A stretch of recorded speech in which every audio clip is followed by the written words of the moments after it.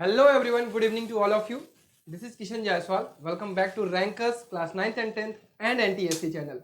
A channel where you will learn all thing about your NTSC and in future if you are going to prepare for JEE, NEET, everything, this will build up your career and your base. It's foundation class and it will really help you.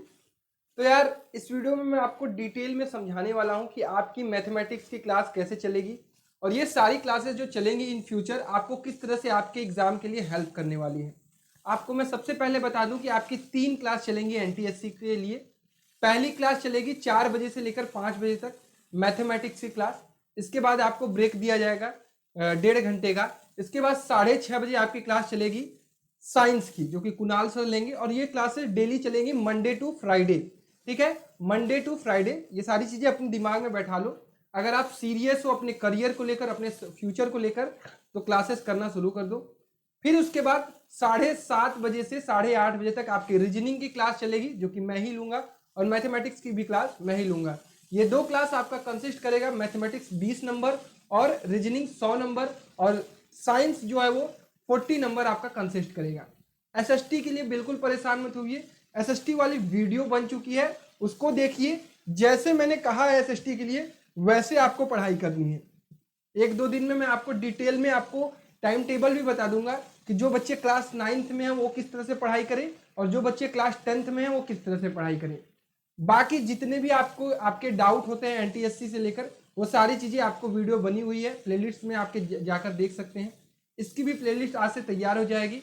Math की daily class 4 बजे चलेगी, तो make sure आप live आ जाया करिए। और जो बच्चे अभी नए आए हैं जिनकी सैट मैथ की क्लासेस छूटी है वो प्रीवियस क्लासेस करेंगे ही करेंगे। मैथ तो आप रेगुलर देख सकते हो यहाँ से आप लाइव 4 बजे। चलिए अब हम लोग डिटेल में बात करते हैं कि ये मैथमेटिक्स क्या है, एनटीएससी में इसका मार्क कितने नंबर का होता है, किस तरह से हमको इसको प्रिपेयर करना है, ये सारी चीजें मैं बताऊंगा। अब सबसे बड़ी इंपॉर्टेंट चीज, आपकी जो मैथमेटिक्स है बेटा, ये सिर्फ आपको जो मैं पढ़ाऊंगा ये आपके एनटीएससी के लिए नहीं काम करने वाला है। ये साथ ही साथ जो बच्चे in future JEE joint entrance exam के लिए प्रिपेयर कर रहे हैं, जेई के लिए कर रहे हैं, जेई 2024 जिनका टारगेट है या फिर जिनका टारगेट जेई 2025 है, उनको भी बहुत हेल्प करने वाली है। समझ लीजिए ये आपका free of cost pre foundation हो रहा है। बहुत ध्यान से मेरी बात समझिएगा, इस वीडियो को एक एक पॉइंट चीजों को समझिएगा कि मैं आपको किस तरह से पढ़ाने वाला हूं, मैं सब कुछ बताऊंगा। जेई 2024 जो बच्चे इस साल क्लास 10th में है और उनका टारगेट है कि जेई भी करना है, तो मैथ तो आपको एनटीएससी के लिए करना ही करना होगा। तो यहां से आपका जेई की भी प्रिपरेशन कराऊंगा मैं, प्री फाउंडेशन ये क्लास चलेगी। ठीक है, एनटीएससी प्लस जेई 2024। और जो बच्चे क्लास 9th में है वो इन फ्यूचर 9th के बाद 10th में जाएंगे, 10th के बाद 11th में जाएंगे, 11th के बाद 12th में जाएंगे। 9th 10th आपका बेस होता है जेई का, तो उसकी भी प्रिपरेशन आपकी चल रही है। तो मेक श्योर मैथमेटिक्स को आप जितना स्ट्रॉन्ग करोगे उतना ही आपको फायदा मिलेगा। क्लासेस कैसे देखनी है मैं सारी चीजें बता दूंगा। अब आपको जैसा कि मैंने बता रखा है कि एनटीएससी स्टेज 1 में आपका 2 पेपर होता है, एक तो मैथ होता है, एक तो सैट होता है। मैथ आपका 100 मार्क्स का होता है, 120 मिनट का पेपर होता है 2 घंटे का। फिर 2 घंटे का ब्रेक होता है। फिर सैट का पेपर होता है जिसमें 40 number social science, 40 number science जो कि कंसिस्ट करता है फिजिक्स, केमिस्ट्री और बायोलॉजी, जो कि आपको कुणाल सर पूरा करवाएंगे। बिल्कुल विश्वास रखिए मेरी टीम पर, हम लोगों पर भरोसा रखिए। पूरा सिलेबस पढ़ाएंगे, क्रैश कोर्स भी लाएंगे, आपको सारी चीजें समझाएंगे, टेस्ट कंडक्ट करवाएंगे, प्रीवियस ईयर पेपर लगवाएंगे, प्रीवियस ईयर क्वेश्चंस लगवाएंगे। कोई भी चीज आपकी छूटने वाली नहीं है, ये मेरी गारंटी है। ठीक है बेटा। इसके बाद सेट में ही एक और सेक्शन होता है 20 नंबर का मैथमेटिक्स, जो कि इंपॉर्टेंट है। ये 20 नंबर आप उठा सकते हैं, ये 100 नंबर उठा सकते हैं, ये 40 नंबर उठा सकते हैं। और ये एसएसटी आपको तैयार करनी है। 160 नंबर आपको मैं तैयार करवाऊंगा, आप बिल्कुल चिंता मत करिए। 40 नंबर कैसे तैयार करने हैं एसएसटी वाली वीडियो देखो, मैंने बहुत डिटेल में समझाया है। और जैसा समझाया है एसएसटी के लिए वैसा करना शुरू कर दो। बिल्कुल इंतजार मत करो कि भैया कब आप पढ़ाओगे तभी हम शुरू करेंगे, बिल्कुल नहीं। जब ये वीडियो देख रहे हो तब से आपको एसएसटी तैयार करना शुरू कर देना है। जब आप स्टेज 1 क्लियर कर लोगे मैं आपका लेवल और बढ़ाऊंगा। आप ही मुझे बताओगे कि भैया मैंने स्टेज 1 क्लियर कर दिया है, मैं बहुत अच्छा किया हूं आपके साथ ये सारी चीजें करके। अब मुझे स्टेज 2 के लिए प्रिपेयर कराओ। तो आपको सारी चीजें मैं कराऊंगा, बिल्कुल चिंता मत करिए। तो ये इन्फॉर्मेशन थी कि आपका पेपर कैसा हो, ऑलरेडी आप सभी लोगों को पता होगा, अगर नए हो तो भी पता होगा। अब यार देखो, कुछ ऐसे भी बच्चे देख रहे होंगे जिनको अभी 9th-10th में अभी आए होंगे, उनको पता ही नहीं होगा एनटीएससी। बेटा 9th-10th में आप सिर्फ बोर्ड की प्रिपरेशन मत करो, एकदम जेन्युइन में बात कर रहा हूँ। 9th-10th में आप सिर्फ बोर्ड की प्रिपरेशन मत करो, आपको पैसा नहीं पे करना है, आपको कुछ करना नहीं है, आपको सिर्फ मेहनत करना है। तो अगर कोई करा रहा है आपको, तो सिर्फ बोर्ड की प्रिपरेशन मत करो, अपने आप को कंपटीशन के लिए तैयार करो। इन फ्यूचर तो बोर्ड में तो बच्चे ऐसे ही पास हो जा रहे हैं, बोर्ड में तो बच्चे बिना पेपर दिए ही पास हो जा रहे हैं। ठीक है, बोर्ड में बच्चे बिना पेपर दिए पास हो जा रहे हैं, लेकिन कंपटीशन में ऐसा नहीं होगा। कंपटीशन के लिए आपको पेपर देना होगा, और मेहनत करके जो बच्चा मेहनत करता है वही कंपटीशन में आगे बढ़ पाता है। तो अगर आप इन फ्यूचर कुछ बड़ा क्रैक करने चाहते हो, कुछ बड़ा करने चाहते हो, तो आप हमारे चैनल पर लगातार बने रहो। अगर कोई ऐसा भी बच्चा वीडियो देख रहा है जिसका छोटा भाई 9th में आया है, 10th में आया है, और वो एनटीएससी एग्जाम के बारे में जानना चाहता है, पढ़ना चाहता है, तो वो पढ़ सकता है। वो इन फ्यूचर जेई या नीट की तैयारी करना चाहता है, तो वो इस चैनल को चूज कर सकता है। तो बहुत सारी चीजें आपको हेल्प होने वाली हैं। तो आई होप अब सबके मन में ये चीजें समझ में आ गई होंगी कि भैया क्या क्या करने वाले हैं जेई के लिए और एनटीएससी के लिए। ठीक है, चीजें क्लियर। अब मैं आपको बता देता हूं कि जो मैथमेटिक्स होगा वो एनटीएससी का सिलेबस क्या होता है। ये पूरी तरह से 9th और 10th का सिलेबस होता है। साथ ही साथ आपको बेसिक मैथ भी मैं पढ़ाऊंगा, क्योंकि बेसिक मैथ के भी सवाल आते हैं। ठीक है, तो आप बिल्कुल चिंता मत करिए, भैया बेसिक मैथ भी पढ़ाएंगे, आप बिल्कुल टेंशन मत लीजिए। आपका सिलेबस जो होगा वो 9th का मैं कवर करवाऊंगा, 10th का भी कवर कराऊंगा, प्लस बेसिक मैथ भी पढ़ाऊंगा। अब मैं एक एक करके चैप्टर बता देता हूं कि किस तरह से आपके चैप्टर हैं। आपका जो टॉपिक्स अंडर मैथ है वो इस तरह से है, ये 9th और 10th दोनों को मिलाकर मैंने लिखा है। पहला चैप्टर आपका होगा नंबर सिस्टम, जो कि 9th में भी पढ़ाया जाता है और 10th में भी पढ़ाया जाता है। सॉर्ट्स एंड इंडिसेस, जो कि आपको 9th में ही पढ़ाया जाता है। पॉलिनोमियल, जो कि आपको 9th में भी पढ़ाया गया होगा, 10th में भी पढ़ाया जाएगा। तो ऐसे बच्चे जो भी 9th में होंगे उनके लिए तो और अच्छी बात है, उनका बेस जो है वो और अच्छे से क्लियर होगा। और जो बच्चे 10th में है उनका रिवीजन भी हो जाएगा 9th का, प्लस 10th भी आ जाएगा। क्लियर। क्वाड्रेटिक इक्वेशन जो कि 10th का है, ठीक है, इसको मैं लिख दे रहा हूं, ये 9 + 10 है, ये आपका 9 है, ये आपका 9 + 10 है। मैं आपको बता दे रहा हूं कौन सा चैप्टर है। अर्थमेटिक प्रोग्रेशन, ये क्लास 10th का है। कोऑर्डिनेट ज्योमेट्री, ये 9th और 10th दोनों का है। ट्रिग्नोमेट्री, ये पूरी तरह से क्लास 10th का है। लाइन्स एंड एंगल, ये क्लास 9th का है। ट्राइंगल्स, ये 9th + 10th दोनों का है, आपको पता होगा। क्वाड्रिलेटरल, ये 9th का है। Circle and tangent to the circle, ये क्लास 10th का है बच्चों। मेंसुरेशन 2D एंड 3D, ये 9th + 10th में है। 9th में आपको 2D का मेंसुरेशन पढ़ाया जाता है और 10th में आपका 3D का पढ़ाया जाता है। स्टैटिस्टिक्स, ये आपको 9th में भी पढ़ाया जाएगा और 10th में भी पढ़ाया जाएगा। और प्रोबेबिलिटी, ये आपको 9th में भी पढ़ाया जाएगा और 10th में भी पढ़ाया जाएगा।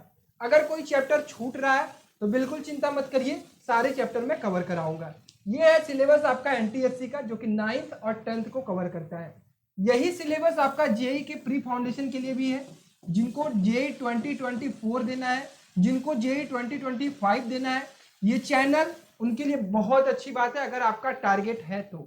ठीक है, ये मैथ्स की जो क्लास होंगी यहाँ पे भी आपको काम करेंगी। आपका बेस ऐसा तैयार करवा दूंगा मैं कि इन फ्यूचर जब आप 11th या 12th में किसी कोचिंग को ज्वाइन करते हो, कहीं पे फाउंडेशन करते हो, जेई के लिए प्रिपरेशन करते हो, तो आपको बहुत हेल्प मिलेगी। ठीक है बेटा, तो ये तो था टॉपिक हमारा मैथमेटिक्स का। उसके बाद मैं आपको बता देता हूं बेसिक मैथ में मैं आपको क्या पढ़ाऊंगा। Percentage, profit loss, partnership, mixture and allegation, SICI, ratio and proportion, time and work, time, speed and distance, problem on edges, और इससे रिलेटेड जो भी टॉपिक होंगे। आपको पता है ये सारी चीजें क्लास 6, 7, 8 में पढ़ाई जाती हैं, जो कि बहुत इंपॉर्टेंट होती हैं as a point of competitive exam. ठीक है, ये सारी चीजें मैंने आपको डिटेल में समझा दी कि मैथमेटिक्स का सिलेबस कितना है। थोड़ा सा मैं आपको टफनेस लेवल, मैथ्स के क्वेश्चन का लेवल भी समझाऊंगा। तो अभी हम लोग कुछ क्वेश्चन भी प्रैक्टिस करेंगे और साथ में आप लोग भी लगाएंगे। मे भी अभी आपसे ना लगे, बट इन फ्यूचर आपसे सभी क्वेश्चन लगेंगे। मैं आपको एक एक चैप्टर करके तैयार कराऊंगा, तब आपसे चीजें लगेंगी। क्लियर बेटा, तो आप मेरे पर भरोसा रखिए कि भैया ने अगर कहा है तो चीजें करवाएंगे। आपको कहीं भटकना नहीं है, आपको ये नहीं सोचना है कि भैया कहीं पे मुझे कोचिंग ज्वाइन करनी पड़ेगी क्या। बिल्कुल कहीं कोचिंग ज्वाइन नहीं करनी है। आपको मैथ्स में करा रहा हूं, आपको साइंस में करा रहा हूं, इंग्लिश भी आपको पढ़ाया जा रहा है, एसएसटी मैंने बता रखा है कैसे पढ़ना है। तो आपको किसी भी कोचिंग को नहीं ज्वाइन करना है, आपको सिर्फ और सिर्फ इस कंपटीशन के लिए प्रिपरेशन करना है। हाँ, टाइम कैसे मैनेज करना है ये सारी चीजें मैं बता दूंगा, बिल्कुल इसकी चिंता मत करिए। चलिए अब आपके सामने मैं कुछ सवाल लाऊंगा जो कि पिछले सालों में एनटीएससी में पूछे गए हैं। मैं आपको आइडिया दूंगा कि किस तरह से सवाल आते हैं और किस तरह से हमें क्वेश्चंस लगाने पड़ते हैं। ठीक है बेटा, पहला सवाल आपके स्क्रीन पर है। ये पहला सवाल क्या आपको देखने पर हवा लग रहा है? क्या आपको चीजें समझ में आ रही है क्या इस सवाल में? पहला क्वेश्चन है 2 के पावर x माइनस 4 के होल क्यूब प्लस 4 के पावर x माइनस 2 का होल क्यूब इक्वल टू 4 के पावर x प्लस 2 के पावर x माइनस 6 का होल क्यूब। इसमें करना है then the sum of all real value of x। ठीक है, ये क्वेश्चन आपका पॉलिनोमियल प्लस क्वाड्रेटिक मिलाकर है। ठीक है, इसी तरह से एनटीएससी में क्वेश्चन पूछे जाते हैं। आपको सारे चैप्टर का नॉलेज होना चाहिए। ठीक है, चलिए अभी आपको आइडिया नहीं है बट आपको मैं बता देता हूं कि ये क्वेश्चन का सॉल्यूशन कैसे करेंगे। यहाँ पे क्वेश्चन देखते ही आपको स्ट्राइक करेगा कि ये 2 के पावर x माइनस 4 है, ये 4 के पावर x माइनस 2 है, और अगर मैं इन दोनों का सम करूं 2 के पावर x माइनस 4 प्लस 4 के पावर x माइनस 2, तो इसका सम क्या आएगा भाई? 2 के पावर x प्लस 4 के पावर x माइनस 6। ठीक है, अभी मुझे पता है बहुत सारे बच्चे ये गलती करते हैं, भैया इसको नहीं ऐड करेंगे। ये सारी चीजें मैं आपको सर्ट्स एंड इंडिसेस में पढ़ाऊंगा। क्लियर? बिल्कुल आप टेंशन मत लीजिए एक भी चीज के लिए अगर आपको चीजें नहीं समझ में आती हैं। तो ये क्या है, तो यहाँ पे इस क्वेश्चन में क्या किया जाएगा, 2 के पावर x माइनस 4 को मैं मान लूंगा a, 4 के पावर x माइनस 2 को मैं मान लूंगा b। क्लियर? तो यहाँ पे वैल्यू रखिए a का क्यूब प्लस b का cube equal to a plus b का होल क्यूब। क्लियर बच्चों, सबको ये चीज समझ में आई होगी, एकदम आसानी से समझ में आई होगी। मैंने इसकी जगह पर a रख दिया, इसकी जगह पर b रख दिया, और ये क्या है भाई, a प्लस b है तो a प्लस b लिख दिया। अच्छा, इसके बाद हमें क्या करना है भाई, इसके बाद हमें करना है a cube plus b cube, और इसका फॉर्मूला लिखेंगे। ये क्या होता है, a cube plus b cube plus 3ab और a प्लस b। क्लियर? इसके बाद क्या होगा भाई, a क्यूब से a cube cancel, b cube से b क्यूब कैंसिल, यहां पे क्या आएगा आपका 3ab a plus b equal to 0। ठीक है, अब यहाँ पे भैया हम लोग वैल्यू कैसे निकालेंगे इसको ध्यान से समझिए। यहां से तीन चीजें निकल के आएंगी।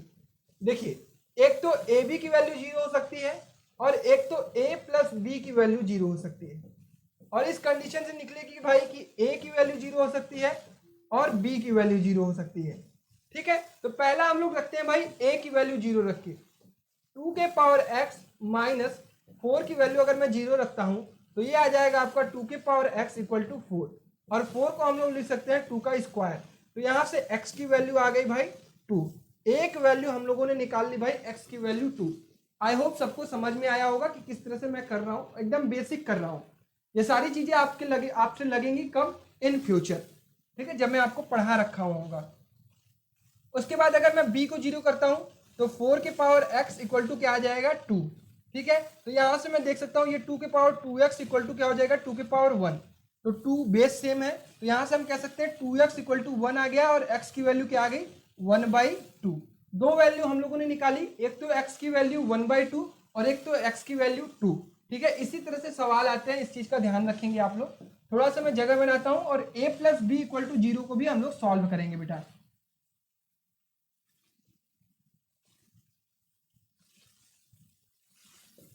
ठीक है,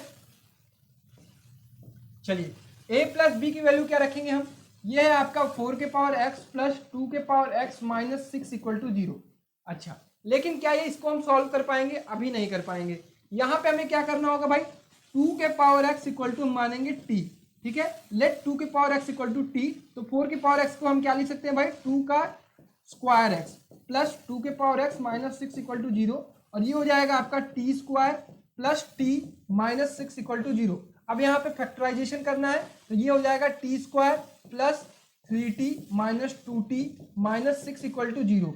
तो t आ जाएगा आपका t plus 3 minus 2t plus 3 equal to 0। यहाँ से t की दो वैल्यू आएंगी, एक तो आएगा आपका t इक्वल टू माइनस 3 और एक तो आएगा t इक्वल टू 2। तो t क्या है हमारा 2 के power x equal to minus 3। तो क्या यहाँ पे x की वैल्यू आएगी, 2 का कोई भी पावर हम करते हैं माइनस में वैल्यू नहीं आएगी। क्लियर। तो ये वाला हम लोग ऑप्शन छोड़ देंगे, यहाँ से रियल वैल्यू नहीं निकल पाएगी।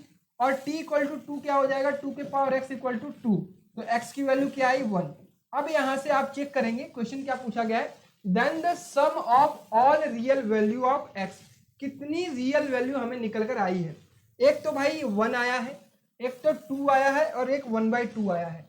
तो आंसर क्या होगा भाई, एक तो 1 प्लस 1/2 प्लस 2 इक्वल टू क्या होगा 3.5, दैट इज 3.5। तो आप इस क्वेश्चन से ये चीज समझ सकते हो कि लेवल काफी अच्छा होता है एनटीएससी का। बहुत सारे कॉन्सेप्ट मिलाकर क्वेश्चन पूछे जाते हैं। इसी तरह के क्वेश्चंस मैं आपको पढ़ाऊंगा, इसी तरह के क्वेश्चन के लिए तैयार करूंगा। लेकिन आप बिल्कुल चिंता मत करिए, मैं एकदम जीरो लेवल से स्टार्ट करूंगा, एकदम बेसिक से स्टार्ट करूंगा और आपको सारी चीजें समझ में आएंगी, ये मेरी गारंटी है। लेकिन आपको एक चीज करना है कि जब मैं बेसिक से पढ़ाऊंगा तो आपको नोट्स बनाने हैं, आपको सारे सवाल मेरे साथ करने हैं और हर चीज को ध्यान से समझना है। डेली क्लास करना है 4 बजे, तभी आपको मैथ समझ में आ पाएगी। ठीक है। आई होप ये पहला सवाल आप सभी लोगों को क्लियर हुआ होगा। तो पहला क्वेश्चन देखकर किसकी किसकी हालत खराब हो गई, एक बार चैट सेक्शन में लिखो। किसको किसको लगा कि भैया मेरे बस की ये वाली मैथ तो नहीं है, मैं तो सोचा था कि एकदम डायरेक्ट आएगा क्वेश्चन और मैं आंसर निकाल के चला आऊँगा। मेरी जान थोड़ा तो मेहनत करना पड़ेगा तुम्हें, ठीक है। तो डरना नहीं है, मैं बताऊंगा ना, ये सारे सवाल आपसे लगेंगे। कब लगेंगे, जब आप सीखोगे। और सीखते समय कभी डरा नहीं जाता है। आपको बड़े बड़े सवाल लगाने को मिलेंगे, लेकिन अगर आपका बेसिक बहुत अच्छे से क्लियर होगा तो आपसे कितना भी टफ से टफ सवाल दिया जाए, इस सवाल में क्या कुछ अलग से मैंने यूज किया, बिल्कुल नहीं। ये सारी चीजें आपको पढ़ाऊंगा और ये सारी चीजें आपको समझाऊंगा और आपसे सब सवाल लगाएंगे। ठीक है, तो बिल्कुल चिंता मत करिए। नेक्स्ट सवाल देखिए और इस सवाल को कैसे लगाऊंगा, कैसे बताऊंगा, ये सारी चीजें समझाऊंगा। ठीक। ये सवाल है ट्रिग्नोमेट्री का, और ट्रिगोनामेट्री तो आपने पढ़ी नहीं है भाई, नहीं पढ़ी है ना, कोई बात नहीं। इस ट्रिग्नोमेट्री को इतना बढ़िया मैं पढ़ाने वाला हूं, इतना बढ़िया मैं पढ़ाने वाला हूं, एकदम आपको चीजें बैठा दूंगा, आपके दिमाग में एक एक फॉर्मूला याद करवा दूंगा, कैसे इंप्लीमेंट करते हैं फॉर्मूला, ये सारी चीजें सिखा दूंगा। तो बिल्कुल चिंता मत करना। अगर आपको कोई डरा रहा है ट्रिग्नोमेट्री बहुत हार्ड होती है, मैं आपको बता दे रहा हूं, पूरे मैथमेटिक्स का सबसे इजी पार्ट जो कहा जाता है ना, वो ट्रिग्नोमेट्री ही होता है, सबसे इजी होता है। एक तो ट्रिग्नोमेट्री, एक तो कोऑर्डिनेट ज्योमेट्री, बहुत इजी होता है और बहुत मजेदार होता है। ठीक है, तो बिल्कुल चिंता मत करिए, इसको बहुत बढ़िया मैं पढ़ाऊंगा। तो इस सवाल को मैं बता देता हूँ, इस सवाल को लगाएंगे कैसे। अभी आपको नहीं समझ में आएगा मे भी, तो कोई बात नहीं। तो cosec x equal to cot x equal to a दिया हुआ है, आपसे cos x पूछ रहा है।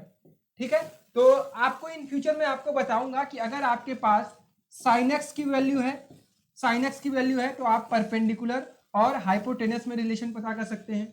अगर आपके पास cos x की वैल्यू है तो आप बेस और हाइपोटेनस में रिलेशन पता कर सकते हैं। आपके पास tan x की वैल्यू है तो आप परपेंडिकुलर और बेस में रिलेशन पता कर सकते हैं। आपके पास cot x की वैल्यू है तो आप बेस और परपेंडिकुलर में आप रिलेशन पता कर सकते हैं। तो ये सारी चीजें आप इन फ्यूचर समझिएंगे, इसकी बिल्कुल चिंता मत करिए। तो सबसे पहले आपको मैं यहाँ बताऊंगा कि मुझे इस cot x को यहाँ पे निकालना पड़ेगा कि cot x कितना है।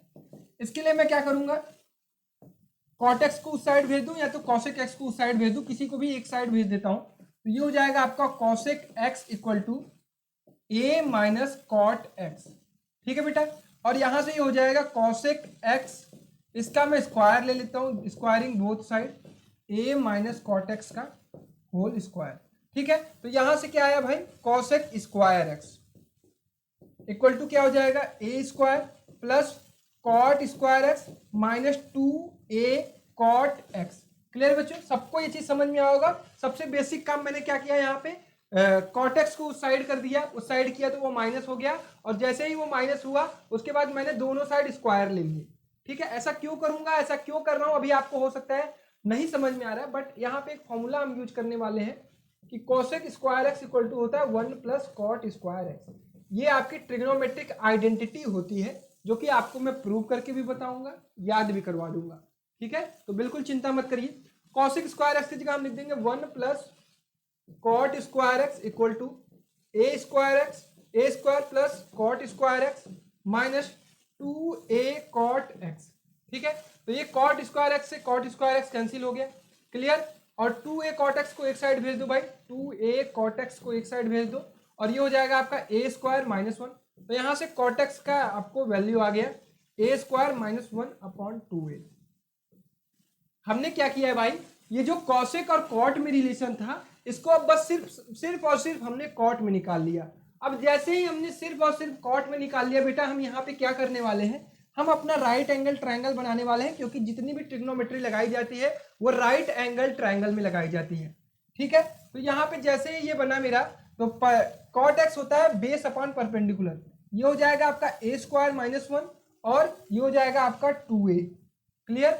अब हमें क्या चाहिए, ये हाइपोटेनियस चाहिए। यहाँ पे एक नया फॉर्मूला लगता है पाइथागोरस थ्योरम। अभी बच्चे डर रहे होंगे, अरे भैया इतना लंबा लंबा सवाल कैसे लगेगा। कौन कौन डर रहा है, एक बार चैट में लिखो तो, कौन कौन डर रहा है किसी इस सारी चीजों से। तो बिल्कुल डरिए मत, बिल्कुल चिंता मत करिए, एक एक सवाल लगेंगे। तो यहाँ पे क्या करेंगे, पाइथागोरस थ्योरम लगाएंगे। तो हाइपोटेनस का स्क्वायर होता है परपेंडिकुलर का स्क्वायर प्लस बेस का स्क्वायर।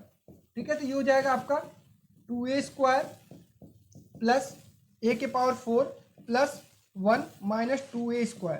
तो ये हो जाएगा आपका 4a square minus 2a square plus a के पावर 4 प्लस 1। ये आपका हो जाएगा a के power 4 plus 2a square plus 1, और ये क्या लिखा हुआ है, a प्लस 1 का होल स्क्वायर। तो भाई h स्क्वायर आ गया आपका a प्लस 1 का होल स्क्वायर, तो h क्या हो जाएगा, a प्लस 1। ये हाइपोटेनस आपको पता चल गया है, a plus 1 sorry a square plus 1 का होल स्क्वायर होगा, सॉरी a स्क्वायर प्लस 1। तो जैसे ही आपको ये पता चला, तो cos x का फॉर्मूला होता है बेटा, ये आपको सारी चीजें मैं याद कराऊंगा। cos x का फॉर्मूला होता है बेस अपॉन हाइपोटेनस। ठीक है, बेस क्या होगा, बेस ये वाली वैल्यू होती है, अगर ये मेरा एंगल है ये 90 डिग्री, तो ये बेस होता है। इसकी वैल्यू हो गई a square minus 1 upon hypotenuse a square plus 1। तो इस तरह से अगर आपको सारी चीजें आएंगी तभी आप सवाल लगा पाएंगे, और इसका आंसर होगा ऑप्शन नंबर सी। अभी पता चल रहा है ना ये लेवल क्या होता है मैथमेटिक्स का, लेकिन डरना नहीं मेरी जान। ठीक है, बिल्कुल धीरे धीरे सारी चीजें सिखाऊंगा तुमको। और बेसिक ये तो तुम्हें मैं बता रहा हूँ कि पिछले साल कैसे सवाल पूछे गए थे, इस चैप्टर पे सवाल ऐसे ही आते हैं। ठीक है बेटा, सब कुछ क्लियर समझ में आ रहा है। आज की क्लास में हम लोग बस केवल रफ आइडिया ले रहे हैं कि सवाल कैसे पूछे जाते हैं, सवाल लगाए कैसे जाते हैं, सवाल पढ़े कैसे जाते हैं। अभी तो आपकी तैयारी होने वाली है, तो किसी भी सवाल को लेकर आप डरिए मत, मैं सब कुछ सिखाऊंगा। देयर इज नेक्स्ट क्वेश्चन, ये आपका अर्थमेटिक प्रोग्रेशन का है। देख रहे हो सारे सवाल आपके 9th 10th के सिलेबस से ही रहेंगे। ठीक है, तो बिल्कुल चिंता मत करिए। तो यहाँ पे हमें क्या करना है, एपी दिया गया है 2 5 8 11 4 5 2। अभी एपी किसी को हवा भी नहीं लगेगा, क्योंकि एपी आप जानते ही नहीं हो। तो उसका सवाल मैं बस सॉल्व करके बता देता हूँ। यहाँ पे ए की वैल्यू दी गई है 2, कॉमन डिफरेंस एक होता है जो अगले अगले नंबर के बीच में, क्योंकि यहाँ पे देख पा रहे हो सेम डिफरेंस हर जगह है, तो कॉमन डिफरेंस 3 है। ठीक है, तो अब हम क्या करेंगे भाई, यहाँ से 15th टर्म निकालेंगे। a15 की वैल्यू होती है आपकी a plus n minus 1 d होती है। n की वैल्यू 15 है, तो a plus 14 d. a plus 14 d निकालेंगे तो कितना आ जाएगा, 2 प्लस 14 42। ठीक है बेटा, ये आ जाएगा आपका 44। इसी तरह हम क्या निकालेंगे भाई, a16 निकालेंगे। a16 कितना होगा, इसमें 3 जोड़ दीजिए 47। a136 कितना होगा भाई, a प्लस 135 डी। ये हो जाएगा आपका 2 प्लस 135 इंटू डी की वैल्यू 3। ये हो जाएगा 2 प्लस 13 39 3 5 15 405। ये हो जाएगा आपका 407। इसी तरह हम क्या निकालेंगे भाई, a137 निकालेंगे तो ये हो जाएगा a प्लस 136 डी। ठीक है, या तो हम इसी में 3 ऐड कर देते, ये हो जाएगा 410। ठीक है बच्चा, तो हमारे पास चारों वैल्यू आ गई, एक तो 44, एक तो 47, एक तो 407 और एक तो 410। अभी अगर जिसको जिसको लग रहा है कि भैया ये पता नहीं क्या पढ़ा रहे हो, मुझे समझ में नहीं आ रहा, ये आपको मैं आइडिया दे रहा हूँ कि ऐसे सवाल पूछे जाते हैं, ऐसे चैप्टर से आपके सवाल आते हैं। यहाँ पे अब आपको मीन निकालना है। अब देखो 2 चैप्टर इसमें मिक्स किया है, एक तो आपका अर्थमेटिक प्रोग्रेशन मिक्स किया है इसमें, और दूसरा इसमें मिक्स किया है आपका स्टैटिस्टिक्स। क्या किया है, स्टैटिस्टिक्स। मीन निकालते हैं कैसे, चारों नंबर को ऐड करके जितने नंबर होते हैं उनसे डिवाइड कर देते हैं। 44 plus 47 plus 407 plus 410 divided by 4, ठीक है, इसको ऐड करिए, 7 4 11, 11 7 18, 18 प्लस 0 8, 1 कैरी, 1 1 2, 2 4 6, 6 4 10, 1 कैरी, 4 4 8, 8 1 9, क्लियर, यही आ रहा है 4 4 8 1 9 डिवाइडेड बाई 4, तो यहाँ से आ गया आपका 4 दूना 8, 4 दूना 8, और ये कितना आ गया आपका, एक गया तो कुछ गड़बड़ हुआ गया, 4 दूना 8, हाँ 4 7 28, आंसर आएगा आपका 2 2 7, तो वैसे 2 2 7 ऑप्शन नंबर बी, क्लियर, सबको समझ में आया। यहाँ पे दो चैप्टर का कॉन्सेप्ट यूज हुआ है, अरिथमेटिक प्रोग्रेशन और स्टैटिस्टिक्स।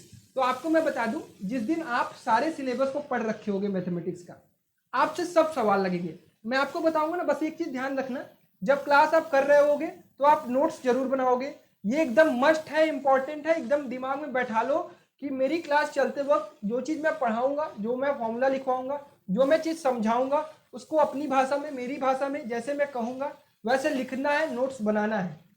जो भी बच्चा ये काम करेगा वही इन फ्यूचर में सभी सवाल लगा पाएगा, क्लियर। लास्ट में मैं तुम्हें फॉर्मूला शीट भी दूंगा, लास्ट में मैं तुम्हें क्रैश कोर्स भी कराऊंगा, लास्ट में मैं तुम्हें पीवाईक्यू कराऊंगा, सारी चीजें कराऊंगा, उसकी चिंता मत करो, ठीक। तो ये सवाल समझ में आया होगा। 3 सवालों के बाद चौथा सवाल आपकी स्क्रीन पर है, जो कि आपका सरफेस एरिया एंड वॉल्यूम से है, जो कि आपका क्लास 10th का चैप्टर है। इसमें परसेंटेज भी घुसा हुआ है, और इस सवाल को मैं 2 तरीके से तुम्हें समझाऊंगा। थक तो नहीं गए, सब रेडी हो, समझ में आ रहा है, मैं भी नहीं आ रहा होगा, ठीक है। चलो, कोई चिंता करने वाली बात नहीं है, एक एक करके सीखेंगे और हर सवाल को सीखेंगे। पहले तो मैं इसको बेसिक बताऊंगा। If the height of right circular cylinder is increase, पहले तो राइट सर्कुलर सिलेंडर क्या होता है भाई, ये होता है राइट सर्कुलर सिलेंडर, ठीक है, ये होता है इसका रेडियस यहां से यहां तक, और ये होती है इसकी हाइट यहां से यहां तक, क्लियर। अच्छा, if the right circular cylinder की हाइट जो है वो क्या इंक्रीज कर रहा है, हाइट को 10% बढ़ा दिया जा रहा है, हाइट इंक्रीज बाई 10%, ठीक है, हाइट को 10% इंक्रीज कर दिया जा रहा है, while the radius of the base is decrease by 10%, और रेडियस को क्या किया जा रहा है, 10% डिक्रीज कर दिया जा रहा है। तो भाई भैया बताइए कि इनकी कर्व्ड सरफेस एरिया पर क्या इफेक्ट पड़ेगा, क्लियर। अब इस सवाल को जिस दिन मैं तुम्हें परसेंटेज पढ़ा दूंगा, ये तुमसे 1 मिनट में हो जाएगा, 1 मिनट में नहीं 10 सेकंड में हो जाएगा, और अगर बेसिक से चलोगे तब भी तुमसे हो जाएगा। और एक चीज मैं बता दूं, तुम्हारे एग्जाम में इतना टाइम तुम्हारे पास होता है कि तुम कुछ सवाल को अगर बेसिक से भी करते हो तब भी तुम्हारे पास पर्याप्त समय है। 2 घंटे में तुम्हें मैथ्स के 2 घंटे में तो नहीं, मतलब कि अगर तुम यहाँ से 40 मिनट भी अपने मैथ्स को देते हो तो उसमें सिर्फ और सिर्फ तुम्हें 20 सवाल करने होंगे, और 2 से 3 मिनट में हर सवाल लग जाएंगे तुमसे। तो यार देखो, अगर h को मैं 10% बढ़ाऊं तो h प्लस 10h बाई 100, यही होता है 10%। h का 10% क्या होता है, h गुणे 10/100, तो जो ये तो 10% हो गया, ये h का 10% हो गया। अब मैं क्या करूंगा, जो मैं पुराना h था उसमें इस 10% को ऐड कर दूंगा, तो नया h क्या होगा भाई, 110h/100, ये तो नया h होगा। इसी तरह रेडियस क्या हो जाएगा भाई, 10% घट जाएगा, घटने का मतलब r में से 10r/100 घट जाएगा, क्योंकि 10% कितना होगा r का, 10r/100, क्लियर। यहां से जैसे ही घटाओगे तो ये आ जाएगा आपका 90r/100, ठीक है। ये आपका न्यू वाला होगा, ये h डैश होगा, ये h डैश नया वाला, ये r डैश नया वाला। लेकिन भैया ये कर्व्ड सरफेस एरिया क्या होता है, कर्व सरफेस एरिया मतलब ये कर्व पार्ट जो भी है सिलेंडर का, उसका एरिया क्या होता है। अगर मुझे इस पर पॉलिशिंग करनी है, अगर इस पर मुझे पेंट लगाना है तो कितना पेंट रिक्वायर्ड होगा, कितना एरिया ये कवर करेगा, इसे हम एरिया कहते हैं बेटा, ठीक है। अच्छा, इसका कर्व सरफेस एरिया कितना होता है भैया, 2πr/h। चैप्टर नंबर 13 आप एनसीईआरटी का पढ़ोगे तो वहां पे मैं आपको सब कुछ पढ़ाऊंगा, सरफेस एरिया एंड वॉल्यूम हर चीज का, क्लियर। अच्छा भैया, ये तो हो गई 2πr/h पुरानी वाली, क्योंकि इसमें तो कोई चेंज नहीं है। नई वाले में क्या हो रही है, नई वाले में रेडियस कितना हो रहा है भाई, नए वाले में रेडियस हो जा रहा है आपका 90r/100, ठीक है बेटा। और नए वाले में आपका वो कितना हो जा रहा है, हाइट कितना हो जा रहा है, 110/100, ठीक है। ये सबको समझ में आया, ये सारी चीजें तो ये आपके नए वाले में हो जा रही है। अब मैं ये पुराना वाला कर्व सरफेस एरिया है और ये नया वाला कर्व सरफेस एरिया है। तो यहाँ पे क्या हो रहा है भाई, काट दो, जो कट रहा है, 0 से 0 कट गया, इससे ये कट गया, 11×9=99, 2 पाई RH को एक साइड रखिए और ये हो गया 99/10, 10 ठीक है। क्या देख पा रहे हो, क्या डिफरेंस आ रहा है? पहले वाले में आ रहा है, जो पुराना वाला था वहां पे क्या आ रहा है, थोड़ा सा मैं इरेज करता हूं, जगह ऊपर लिखता हूं। अभी अगर आपको नहीं भी समझ में आ रहा तो बिल्कुल चिंता मत करिए। पुराना वाला कितना था भाई, 2 पाई RH। इसमें से मैं नया वाला घटाता हूं, देखता हूं कितना बचता है। ये हो जाता है आपका 2 पाई RH 99/100, ठीक है। 2 पाई RH कॉमन ले लो बेटा, यहां से बचेगा 1 - 99/100 और ये हो जाएगा 1/100, 2 पाई RH। और ये 2 पाई RH 1/100 का क्या मतलब होता है भाई, 1%, ठीक है।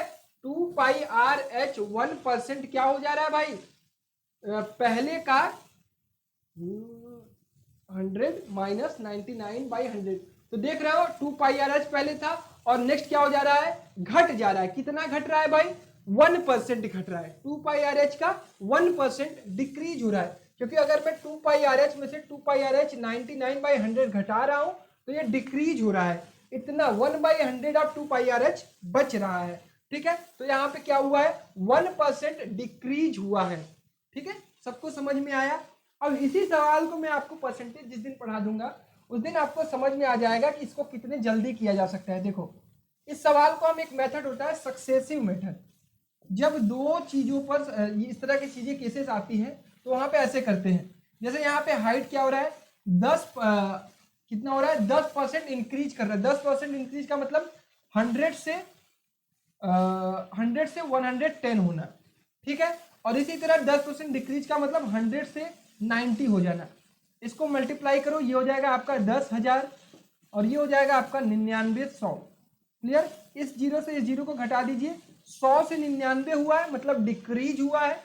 कितना डिक्रीज हुआ है, एक, पुराना कितना था 100, तो ये इतना डिक्रीज हुआ है, ठीक है बेटा।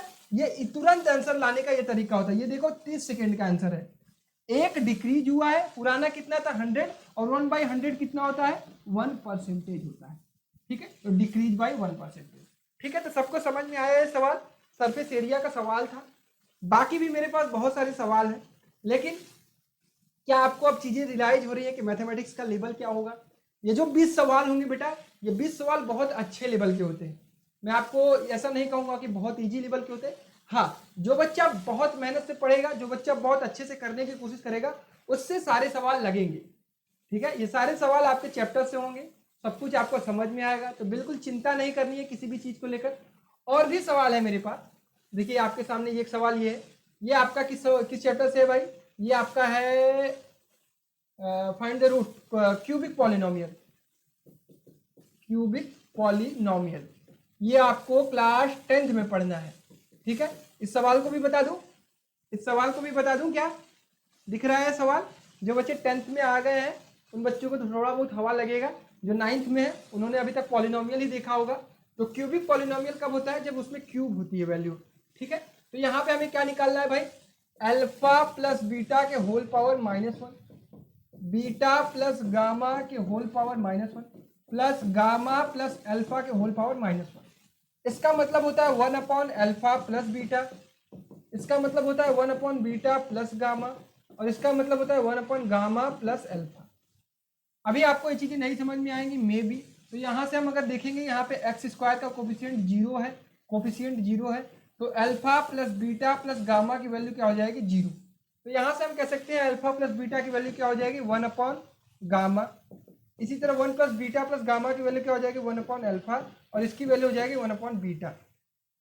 मे भी तुम्हें नहीं समझ में आ रहा होगा, इसको मैं पढ़ाऊंगा, बिल्कुल चिंता मत करो, हर चीज बताऊंगा कि ये चीज कैसे आया। फिर इसके बाद इक्वल टू क्या हो जाएगा, यहाँ एलसीएम ले लो, अल्फा बीटा गामा, ये हो जाएगा आपका alpha beta plus beta gamma plus gamma alpha, ठीक है। इसकी वैल्यू आप यहाँ से निकालोगे, एक्स का जो कोफिशिएंट होता है वो यही डिसाइड करता है। ये क्या हो गया, alpha beta plus beta gamma plus gamma alpha क्या होता है आपका, c/a होता है, तो 4/a की वैल्यू 1 है। इसी तरह अल्फा बीटा गामा की वैल्यू क्या हो जाएगी, -b/a plus c/a plus -d/a, तो ये हो जाएगा आपका 1, ठीक है बेटा। 4/1 ऑप्शन कौन सा होगा, बी, ठीक है। तो ये सबको समझ में आया। ये माइनस माइनस होगा, माइनस माइनस, क्यों माइनस होगा? क्योंकि वहाँ पे अल्फा प्लस बीटा की वैल्यू क्या आएगी? माइनस गामा आएगा। यहाँ माइनस कॉमन होगा, ये -1 होगा, बाहर -1 है, इसलिए यहाँ पर 4 आंसर आएगा। मे भी आपको न रियलाइज हुआ हो, मे भी आपको नहीं समझ में आया है, बट यहाँ तक जो मैं आपको समझाने की कोशिश किया वो चीज़ आपको समझ में आई कि मैथमेटिक्स के सवाल ऐसे ही लगाने हैं। इसको मैं आपको एकदम बेसिक से स्टार्ट करूंगा। कल से आपकी 4 बजे लाइव क्लास होगी, एक एक सवाल समझाऊंगा, एक एक चीज पढ़ाऊंगा, हर चीज समझ में आएंगी, ये मेरी गारंटी है। एकदम बेस से लेके चलूंगा। 9th खराब हुआ है तब भी कोई बात नहीं, अगर जो बच्चा 9th से स्टार्ट कर रहा है एनटीएससी की प्रिपरेशन, उसे तो बहुत हेल्प मिलने वाली है। ठीक है, तब तक अपना ख्याल रखिए। कोई भी चीज आती है तो मैं आपको बताता हूँ। ठीक है, और मैथ्स की क्लास देखने के लिए आप तैयार हो जाइए। 4 बजे से लेकर 5 बजे तक आपकी क्लास चलेगी। उसके बाद 6:30 बजे आपकी साइंस की क्लास चलेगी एनटीएससी वाले बच्चों के लिए, और 7:30 बजे रीजनिंग की क्लास चलेगी। तो सारी क्लासेस अटेंड करिए। Best of luck for your future. जो भी आपको भविष्य में करना है, जो भी गोल आपके हों, अपने सामने लिख लीजिए, उसके लिए मेहनत करना शुरू कर दीजिए। और जो बच्चा शुरू से मेहनत करेगा वही उस गोल को अचीव कर पाएगा, ये मेरी गारंटी है। जिसको लगता है कि मैं इन फ्यूचर तैयार करके मैं अभी कुछ कर लूँगा, वो वहीं पर रहेगा। जो अभी से मेहनत करेगा वही जाकर फोड़ेगा। चलो, तब तक अपना ख्याल रखो, पढ़ाई करते रहो, अपने हेल्थ का ध्यान रखो। ऑनलाइन क्लास चलती रहेगी और क्वालिटी हमेशा बढ़ेगी, ये मेरी जिम्मेदारी है।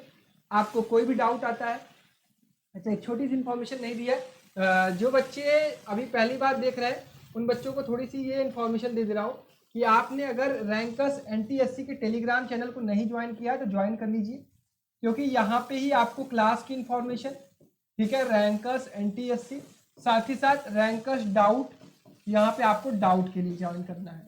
ठीक है बेटा, ये रैंकर्स डाउट फॉर डाउट और rankers NTSC for all classes, all DPP, इस सब सारी चीज़ों के लिए। ठीक है, आई होप सब कुछ समझ में आया होगा, आपको सब कुछ अच्छा लगा होगा। चलिए, तब तक अपना ख्याल रखिए, पढ़ाई करते रहिए। मिलते हैं 6:30 बजे कुणाल सर की क्लास में और 7:30 बजे मेरी class. Thank you so much.